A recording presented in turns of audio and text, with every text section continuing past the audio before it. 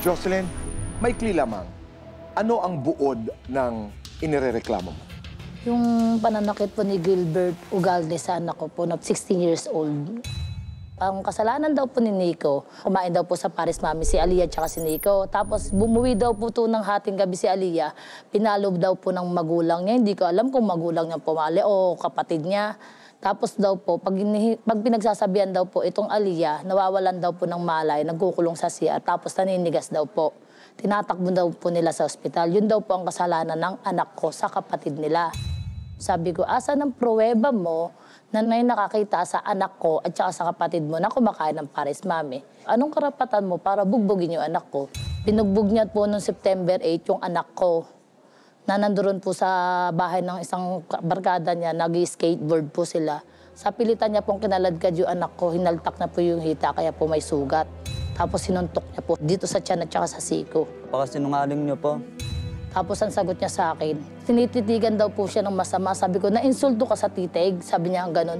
Ang sama ng tingin ng anak mo eh. Sabi ko, kinain ka ba? Hindi. Sabi niya gano'n. Yun po, tapos pagdating po sa barangay, ang sabi niya naman po sa barangay, inagaw daw po ng anak ko yung cellphone ng kapatid nila. Palagay mo, Jocelyn, anong punot dulo nito? Doon sa aking nabasa ay nakakita siya ng litrato na magkasama si Nico ang iyong anak at si Aliyah ang kanyang kapatid. Magkaibigan sila. Dati. Si Nico ay 16. Opo, nag-16 po noong Si September. Aliyah ay mga Hindi ko 12 yata. Bakit hindi na sila magkaibigan? Para sa anak ko kasi hindi niya gusto yung babae pag gano'n yung aura. Pag nadikit kasi kay Aliyah, napapahamak lahat. Marami po nagsasabi sa kapitbahay. Yung tipo na gumagawa siya ng issue para rumesbak yung mga kuya kasi panay kapatid niya lalaki. Noong gabi na ang aligasyon ay binugbog si Nico, ang iyong anak, ni Gilbert, naabutan mo ba? Hindi po. Kasi may sinasabi siya na sinampulan lang naman daw niya. Sinampol lang po pero may medical legal po kami. May pasa po yung anak ko sa siko. At saka po may sugat po sa dita. Lasing po siya nung binugbog niya anak ko eh. Anong nakita mo sa anak mo? Nanginginig. Yung kinata ko, sabi niya, Ma, ano? Sabi niya, puntahan mo ko dito. Pinuntahan ko, tapos sabi ko, ano ba nangyari sa'yo? Kinakabahan kasi ako.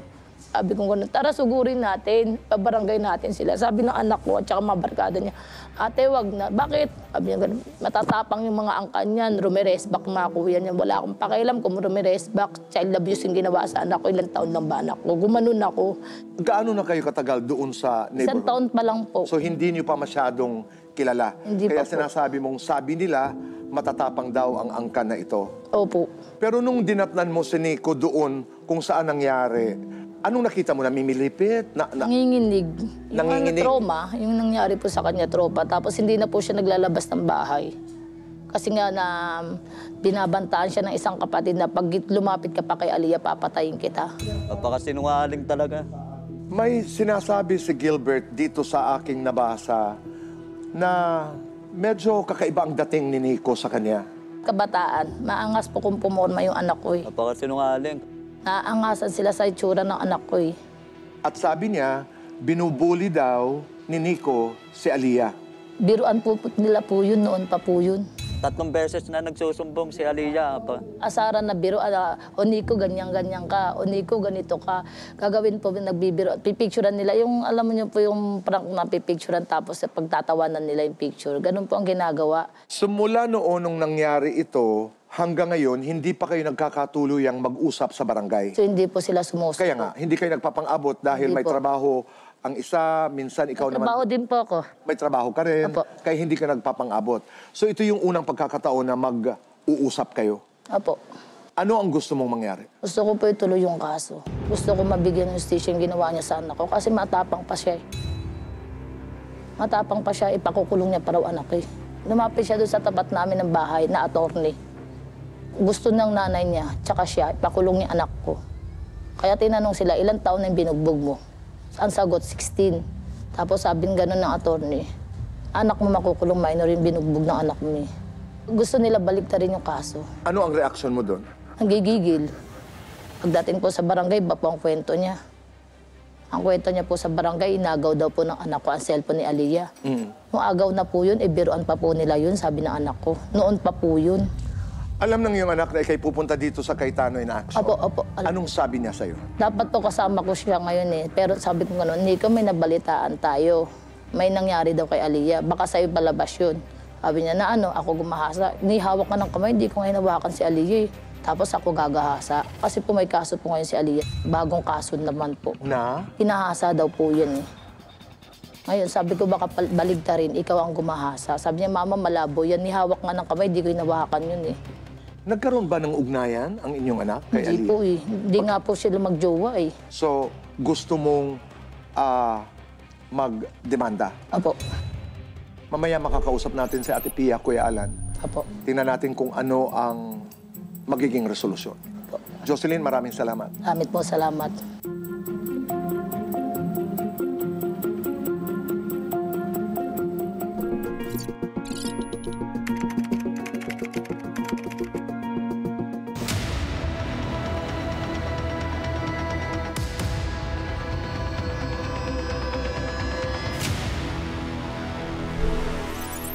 Gilbert, narinig mo yung kwento Opo. ni Jocelyn.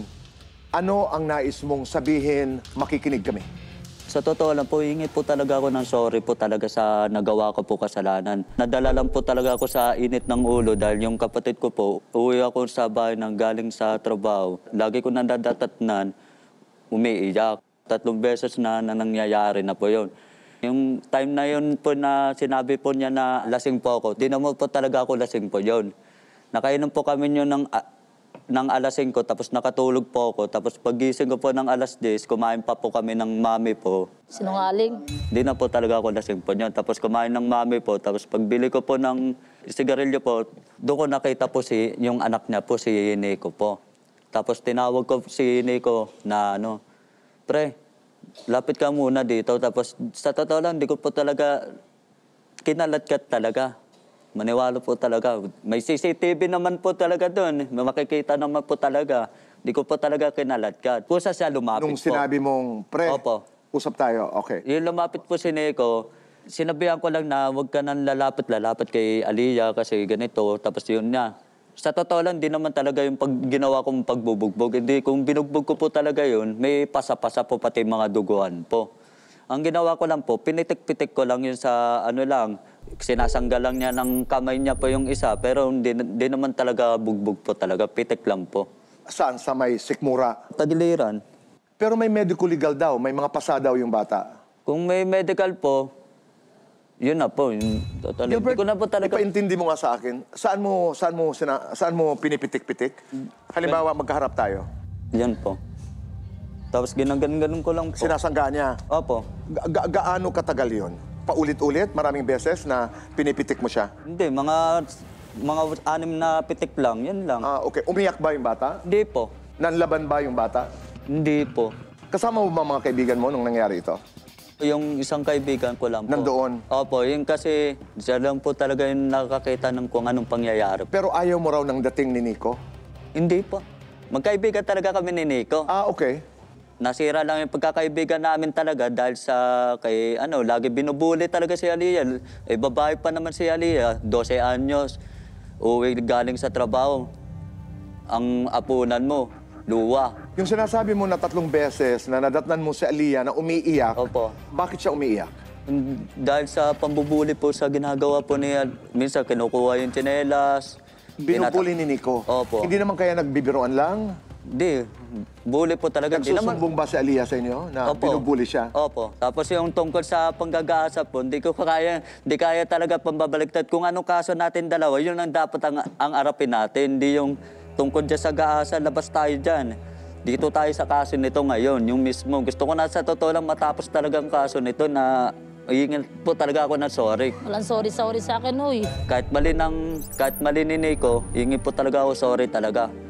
Kasi parehas kami may siya, minor de edad. May kapatid po ako na minor de edad na 12 anyos. Lugin naman po, babae po naman yung kapatid ko Pero tinatanggap mo yung maling ginawa mo kay Opo, Nico? tinatanggap ko. Okay. Gilbert, hindi ka ba nagalit kay Nico dahil Hindi po. sa palagay mo nililigawan ang kapatid mo Di naman. o di kaya may relasyon yung mga bata, pareho minore? Di naman. Tapos tungkol sa barangay po, pupunta naman talaga po ako. Wala po sila. Nagantay kami hanggang alas 11. Yun sabi doon sa barangay. May sinabi rin si Jocelyn na siga daw ang inyong pamilya. Ay, pag nasa tama, di kami umaano po. Pero pag nasa mali sila, doon kami umaano po. Dito na may kinalaman sa di umano'y pananakit mo doon kay Nico, Opo. open ka na humingi ng paumanhin. Umanin po. Yun po yung...